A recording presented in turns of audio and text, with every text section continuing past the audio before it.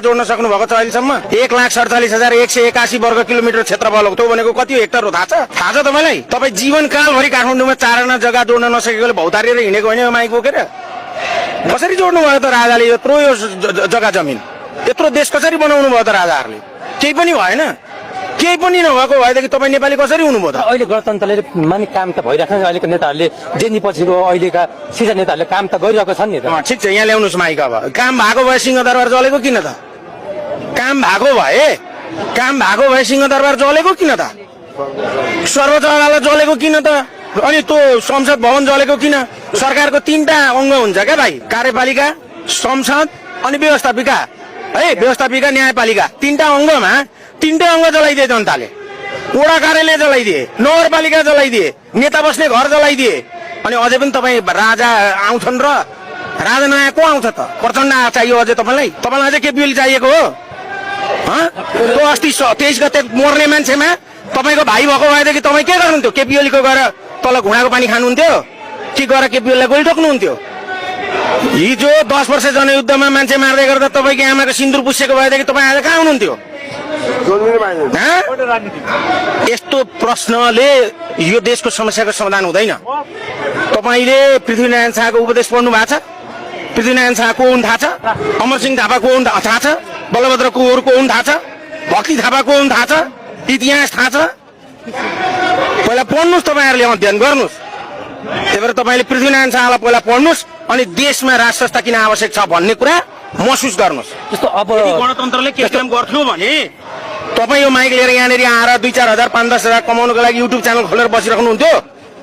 यही देश अमेरिका हुन्थ्यो नि? यही देश बेलायत हुन्थ्यो नि? तपाईँको तलब आज 2 लाख 4 लाख हुन्थ्यो होला नि? यसरी माइक तेर्साउनेको सिङ्गापुरमा कति तलब हुन्छ अनि तपाईँको कति तलब हुन्छ? तुलना गर्नु न। तपाईँको त्यो स्थिति हुन्थ्यो भने यो गणतन्त्र ठिक थियो। यो देश बच्थ्यो भने यो गणतन्त्र ठिक थियो। तपाईँ सुरक्षित हुनुहुन्थ्यो भने यो गणतन्त्र ठिक थियो। भाद्र 23 र 24 गते यो देशको प्रधानमन्त्री सुरक्षित थिएन, यो देशको राष्ट्रपति भएको थियो। तपाईँ आफू अहिले गणतन्त्रको पक्षमा कुरा गर्नुहुन्छ। त्यही भएर तपाईँहरूले पहिला अध्ययन गर्नु जरुरी छ। पत्रकारहरूले पहिला सही कुराको सम्प्रेषण गर्नु जरुरी छ। पत्रकारिताले गलत पत्रकारिता गर्यो र गलत प्रश्न गर्यो भने, इतिहास पढेन भने, देशको आवश्यकतालाई बुझेन भने त्यो देश धुलिसात हुन्छ। आज हरेक नेपाली एकदम समस्यामा छ। हेर्नुहोस् भाइ, आज हरेक नेपाली समस्यामा छ। तपाईँ समस्यामा हुनुहुन्छ, म समस्यामा छु, विदेशमा बस्ने नेपाली समस्यामा छन्, स्वदेशमा बस्ने समस्यामा छन्, नेता आफै समस्यामा छ, अरू त के कुरा गर्नु? देश समस्यामा छ। अनि यो समस्याको समाधान चाहिँ हुन्छ चाहिँ कसरी? जस्तो अबको आन्दोलन तपाईँ कहिलेसम्म गर्नुहुन्छ, कसरी अगाडि बढाउनु? आन्दोलन त निरन्तर रूपमा आन्दोलन गर्नु हाम्रो रहर होइन नि। हामी के भनिराखेका छौँ? हामी कसैलाई निषेधको राजनीति गर्न खोजिरहेका छौँ? राजा, जेनजी पुस्ता र राजनीति दल यो 3टा शक्ति मिलौँ, सबै समस्याहरूको समाधान गरौँ, एउटै टेबलमा बसौँ, नमिलेका कुराहरू मिलाउँ। संविधान संशोधन गर्ने हो कि कानुन संशोधन गर्ने हो कि यो देशमा स्थिरताको लागि एउटा काम गरौँ। देश स्थिर भयो भने न समृद्ध बन्छ।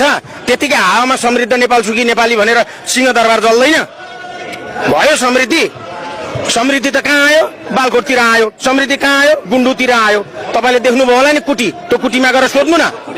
बालकोटको कुटीमा गएर सोध्नु त यस्तो हुन्छ कुटी?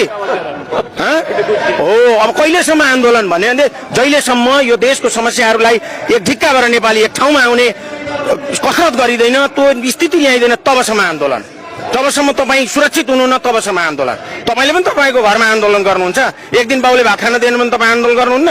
हिजो केटाकेटीमा के गर्नुभयो? जनता भनेका सरकारका के हुन् त भन्दाखेरि सन्तान जस्तै हुन्।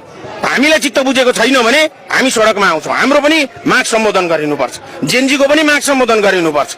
अन्ततगत राजनीतिक दलले नै हो लोकतन्त्रमा शासन गर्ने।